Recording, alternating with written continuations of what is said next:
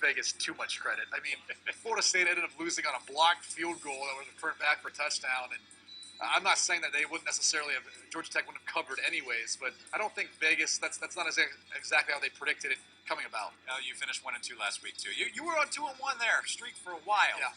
This week, though, we'll see how you do. These are Brady's best bets presented by Applebee's. That's Brady Quinn, and I am Ryan Bass. Let's start West Virginia TCU. Who you got? You know, an interesting matchup. You know, last year, if you go back to the matchup in Morgantown, this game was much closer than people thought. Dana Holgorsen does a tremendous job of defending against the spread offense because he knows it so well.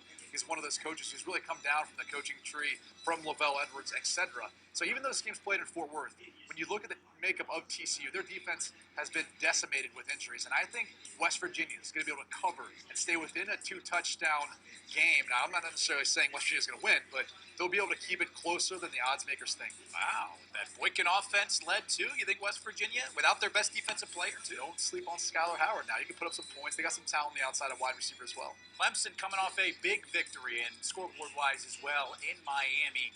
This week they get NC State. You think the Wolfpack's going to keep it close? I do, and for this reason alone. This is what's called a trap game. When you have Florida State staring you down, basically for the ACC title, even though they go to the ACC championship game, it's going to come down to Clemson and Florida State in 2 weeks. This is where people get caught up in a little bit of a trap game, and I think NC State's better than most people think. The line on this game, they're giving NC State 10.5 points.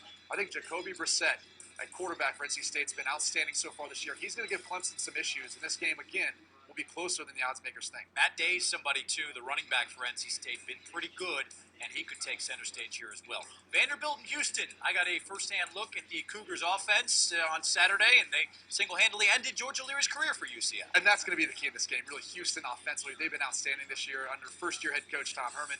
And when you look at the matchup versus Vanderbilt, they've struggled all year long. Defensively, they're okay in total defense. They're a top 25 team.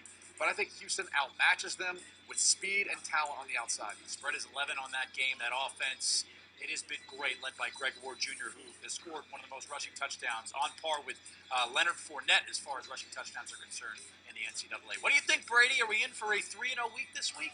I'm not even going to make a prediction anymore the way the past. I just hope the lines hold and they stay true to what they are in that graphic. These are Brady's best bets presented by Apple.